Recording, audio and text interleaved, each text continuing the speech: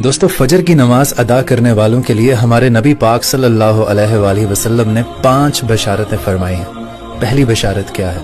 हमारे नबी पाक सल्लल्लाहु अलैहि वसल्लम ने इरशाद फरमाया कि तारीकियों में पैदल चलकर मस्जिद जाने वालों को कयामत के दिन मुकम्मल नूर की बशारत दे दो। और हमारे नबी पाक का इरशाद है कि फजर की दोनों रकअतें यानी सुन्नतें दुनिया व माफिया से बेहतर हैं। और आपने फरमाया कि जो बंदा अपने घर से निकलकर मस्जिद की तरफ निकलता है, अल्लाह ताला उसे हर कदम पर 10 नेकियां देते हैं। और मस्जिद में बैठकर नमाज का इंतजार करने वाला गोया मुसलसल नमाज पढ़ रहा होता है, यहाँ तक कि वो अपने अपने घरों में लौट जाएं। और आप सल्लल्लाहु अलैहि वसल्लम